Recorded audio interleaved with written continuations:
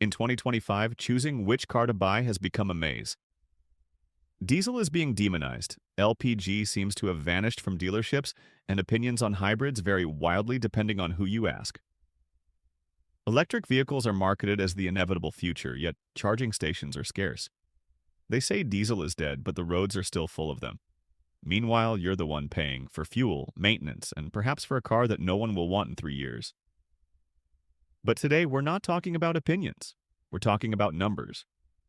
We'll look at the pros, cons, hidden costs, and ultimately I'll tell you which fuel type, LPG, hybrid, or diesel, still makes sense in 2025. And no, it's not the one your dealer recommended. A friend of mine bought a diesel car in 2021. It seemed like the perfect choice. Low fuel consumption, unrestricted access, new technology.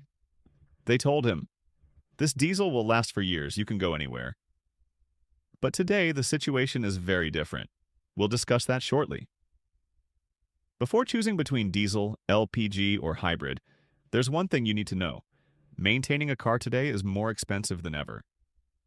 Between fuel, taxes, insurance, and both routine and unexpected maintenance, even a €15,000 car can end up costing you double over 5 years. In 2025, the average price of diesel is around €1.65 per liter, gasoline at €1.80, and LPG, while still the cheapest, averages 70 cents. But the pump price is just the tip of the iceberg. Behind it are regional taxes, traffic restrictions, cuts to incentives, and accelerated depreciation for certain engine types. The result? Even those who have already purchased are asking themselves the same question you're pondering. Did I make the right choice? Or have I ended up in a dead end? If you live in the city, perhaps you're already facing restrictions on Euro 5 diesels. If you live outside, maybe you've noticed that finding LPG is becoming a challenge. And if you chose a hybrid just because it consumes less, well, I hope you don't do too much highway driving. In this video, you won't find fanaticism, slogans, or eco-friendly choices at all costs. You'll find an analysis, numbers in hand, because when it comes down to it, a wrong choice today can cost you thousands of euros in the coming years. Let's start with LPG. For years, it was considered the silent hero of savings, cheap fuel, lower taxes, and modest consumption. But in 2025, things have changed. The pump price remains low, averaging between €0.70 and €0.80 per liter. But that's only part of the story. Today, the real issue isn't how much it costs to fill up, but how much it costs to maintain an LPG car in the long term.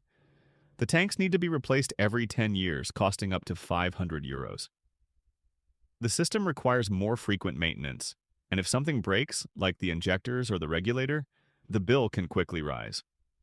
Not to mention that many car manufacturers have completely abandoned LPG. Finding a new LPG car in 2025 is becoming a challenge. Few models remain, often with limited features or rebranded old designs. So, what do? You look at the used market. But even there, the situation isn't rosy. LPG cars that are 7 or 8 years old start to have typical system problems, and if you buy a car with tanks nearing expiration, you already have to budget for their replacement. Additionally, many LPG stations are closing. In some regions, finding LPG is becoming complicated. You fill up today, and the next available station might be 30 kilometers away. Finally, there's the issue of resale value. LPG cars depreciate faster, have less demand, and are perceived as old solutions. Translation? When you decide to sell it, you lose money. LPG still makes sense only in two cases. First, if you already have an LPG car and it's working well. Second, if you find a used one with low mileage at a bargain price. In all other cases, it's a choice that, in 2025, risks being more nostalgic than economical. Let's talk about diesel. For some, it's already dead. For others, it's still the most sensible choice for those who drive long distances. The truth, as always, lies somewhere in between. In 2025, diesel is under attack. More and more Italian cities are restricting it, low-emission zones are expanding, and European regulations are slowly pushing it toward extinction. Yet the roads are still full of diesel cars. Why? Because for those who drive many kilometers, especially on highways and main roads, it's still hard to find an equally efficient alternative.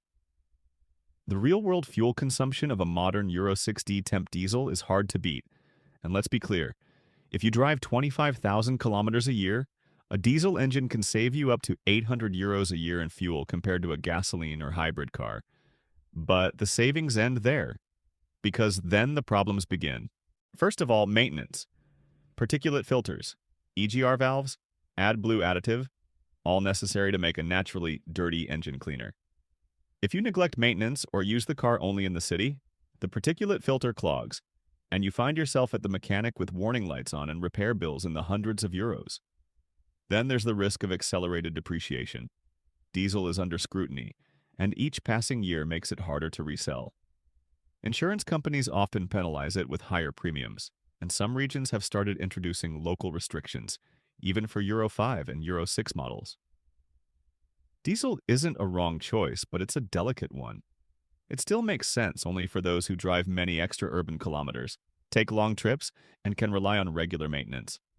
But for everyone else, it's a ticking time bomb. You buy it thinking you'll save money, and in a few years you end up with a car you can't use anymore and that no one wants to buy. Hybrid is the big star of recent years. Everywhere you look, ads, dealerships, billboards, you see hybrid. But in 2025, is it still worth choosing a hybrid car? Or has it become a buzzword used to sell cars that consume just as much as before? First, let's clarify. There's no such thing as the hybrid, but at least three different types. The first is the mild hybrid, a traditional engine with a small battery that assists during deceleration and restarts. It never runs entirely on electric power, consumes almost like a regular gasoline engine, but costs more. The second is the full hybrid. It can move on electric power at low speeds, but only for a few kilometers. It works well in the city, but not on extra urban roads. And finally, the plug-in hybrid, or rechargeable hybrid. It has a more extensive electric range, but requires charging. Otherwise, it becomes a heavy and thirsty car. The problem is that many people buy a hybrid without knowing what they're buying. They drive it like a regular car without taking advantage of the electric motor's benefits, and they end up with worse fuel consumption than expected. Moreover, the hybrid, especially the plug-in, has two engines to maintain, the electric and the thermal. More technology means more potential problems that could become future expenses. Added to this is the issue of batteries. When they discharge or lose efficiency, replacement is costly. You might not notice it in the first few years, but later, you could have problems. And then there's the market reality. In 2025, incentives for hybrids have almost disappeared, electric competition is squeezing them, and those looking to resell a hybrid today find that depreciation is faster than expected. In short, the hybrid works only if you use the car correctly, if you do a lot of city driving and have a careful and conscious driving style. But if you plan to drive many kilometers a year, including ring roads, highways, and mixed routes, you might end up with high expenses, disappointing fuel consumption, and a car that's hard to resell. Hybrid isn't a scam, but it's far less miraculous than they want us to believe. Meanwhile, my friend with the diesel car, who thought he had made the deal of a lifetime, now finds himself having to check every time whether he can enter the city. He lives with uncertainty. Today you can, tomorrow maybe not. And when he tried to sell it, he discovered that no one wants it. We've analyzed everything: costs, risks, maintenance, resale value. But now let's truly compare the three fuel types, because when it comes to choosing a car in 2025, it's not enough to know how much a full tank costs. You have to look at everything: the before, the during, and especially the after. If we only consider fuel costs, LPG wins. It costs half as much as a petrol fill-up and saves you money. But as soon as you broaden your perspective, the situation changes. Today, LPG is hard to find, the supply is scarce, and maintenance is often underestimated. Diesel persists. It consumes little, has excellent torque, and is still irreplaceable on long routes. But it's under pressure: restrictions, depreciation, and the risk that tomorrow it might be banned everywhere. Hybrid seems like the perfect compromise until you use it the wrong way. If you only drive on highways or never recharge the battery, the fuel consumption disappoints. And when you try to resell it, you find it's not worth as much as you thought. In short, all three fuel types have strengths and hidden drawbacks. The difference lies in how you use them, but if you're looking for a universal solution, only one truly withstands the challenges of the coming years.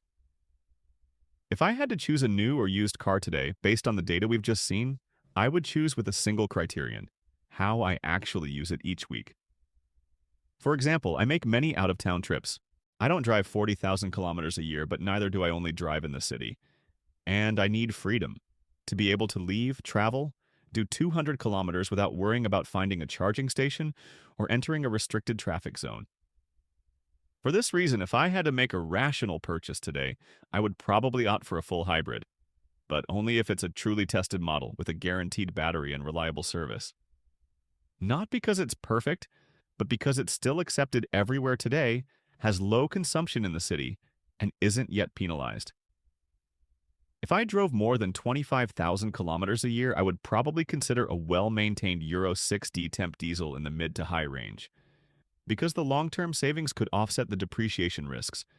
And if I had a budget under 10,000 euros, then I would look at used LPG cars, but only if the tanks have just been inspected, the mileage is certain, and the price is low. A compromise choice, but still a reasoned one. In any case, I would never make a decision based on the trend of the moment or the dealer's offers. Because today, buying a car is like signing a 10-year contract, and if you make a mistake, no one gives you your money back. However, there's an alternative that no one considers, but that in 2025 could save you from a wrong choice. Yes, exactly. Instead of going crazy looking for the perfect fuel type, you could simply not tie yourself to any for too long. A company car, for example, allows you to buy a used vehicle 1 or 2 years old with certified mileage, regular maintenance, and often remaining warranty. And the best part is that the price cut compared to new can reach 30%. A 0-kilometer car, on the other hand, is already registered but never used. You take home a practically new car without waiting, with significant discounts. And above all, you can choose among the few still available in LPG, diesel, or hybrid without being forced to order from a catalog. But the most underrated option of all is long-term rental. You pay a monthly fee, choose your mileage, and don't worry about taxes, insurance, or maintenance. And when the rules change again in 2 or 3 years, you can simply return the car and switch models, without having to sell, depreciate, or get stuck with a powertrain that no one wants anymore. Of course, it's not suitable for everyone, but if you use the car for work, want to deduct costs, or simply want peace of mind, leasing is the most flexible and intelligent choice you can make today. In a world where everything changes every 6 months, flexibility is worth more than the right fuel type. The real mistake today isn't buying a diesel, an LPG, or a hybrid. The real mistake is choosing randomly, relying only on what the dealer tells you or on what you've always done. It's thinking that fuel is the only parameter to consider. Because in 2025, the car is no longer just a means of transport. It's an investment, a risk, and above all, a strategic decision. Choosing the wrong car can block you in the city, make you spend twice as much on maintenance, prevent you from selling it, or even force you to replace it sooner than expected. And all this without anyone ever clearly telling you how things really are. Today, my friend's car is sitting idle in the garage. Its value has plummeted, the rules have changed, and he's stuck with a car he can't use the way he thought he could. He made a decision based on the present, but didn't look ahead. And in a world that changes this fast, that's the most expensive mistake you can make. That's why I made this video. Not to tell you what to buy, but to give you the tools to decide with your head, not just your gut. Because the perfect car doesn't exist. But the right car for you? That does. And now, after everything we've covered, you're much closer to finding it. Now I want to hear from you. What car are you driving today? And if you had to change it tomorrow, which one would you choose? Tell me in the comments, story by story, experience by experience. We're building a real guide together to help people avoid mistakes.